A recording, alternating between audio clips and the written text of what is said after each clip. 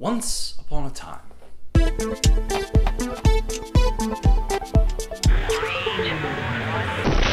Hello world, my name is David Dorn and this is Preposterous, which is not your typical Bible study. Jesus climbed into a boat as people from all around gathered to hear him preach. Sitting there in the boat, Jesus began with, "Once upon a time." Okay, so maybe he's not telling Grimm's fairy tales, but he uses something similar. It's called a parable. A parable is something like a fairy tale.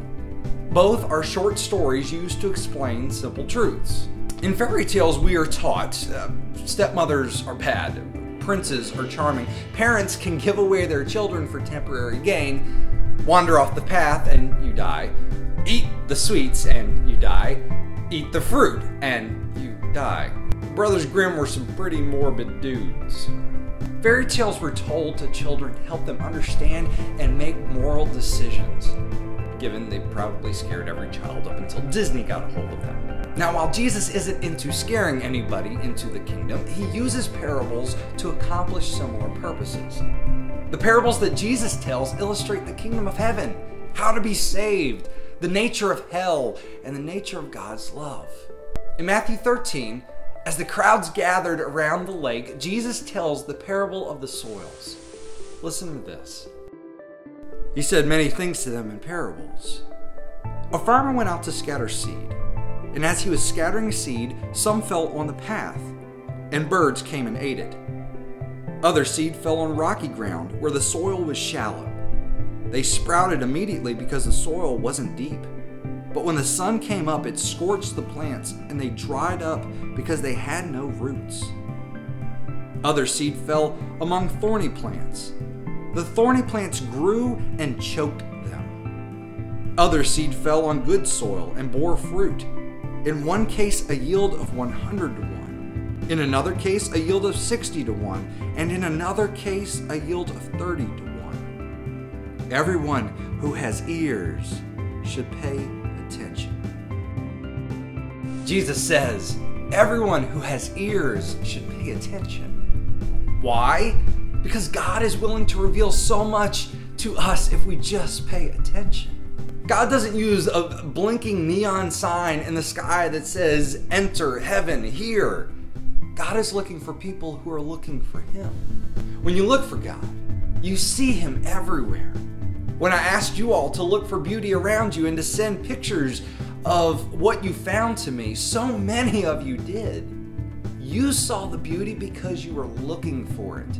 Have you ever bought a car only to notice that everyone else seems to be driving your car? You see because you look. God wants us to look so we see his presence around us.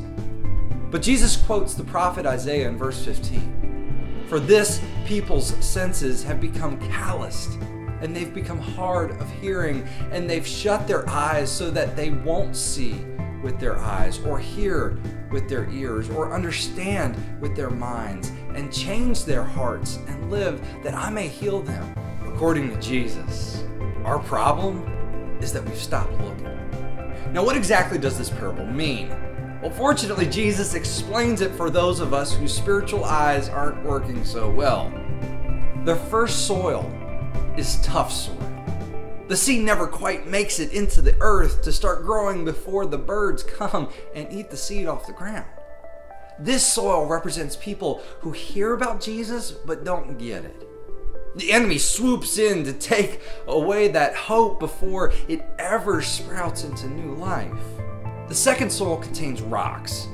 Now, rocky soil isn't good for growing much of anything because roots can't get deep with rocks in the way.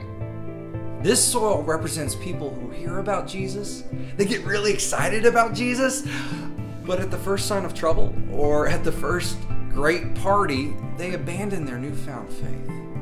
Their roots never got very deep. The third soil is laced with thorns. Thorns and weeds choke out healthy plants. Thorns and weeds take over a field like a virus. Good seeds don't last long in this environment because all the nutrients are snatched up by the thorns and weeds. This soil represents people who hear about Jesus and respond to him, but worry and fear choke out their faith. Or wealth and success steal their attention. Life in whatever form, overshadows their faith. The last soil is good soil. Good soil gives way to good plants that gives way to good fruit. This soil represents people who hear about Jesus and are changed by him. These are people of great faith who do great things and humble things for God and for people. Now you may think, wow, this really is unfair. One's environment determines one's faith in God and ultimately one's eternal destiny. But you're wrong. The condition of the soil doesn't refer to one's environment, but to the condition of your heart. You may have grown up in the church, and still you are rocky, prohibiting your faith from really growing deep. Or maybe you've allowed so many thorns into your life, your faith gets swallowed up by the fear of missing out of what others are experiencing. Now, yes, your life situations play a part of your decision, but ultimately your decision to have faith in Jesus is up to you. No one can decide that for you. The power to choose rests upon you. Now, soils can change. Bad soils can transform into good, and good can transform into bad. Rocks can be thrown in or plucked out. Thorns can be introduced or eradicated. So examine yourself.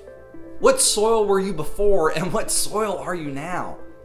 At various points in my life, I've been all four. I've been there.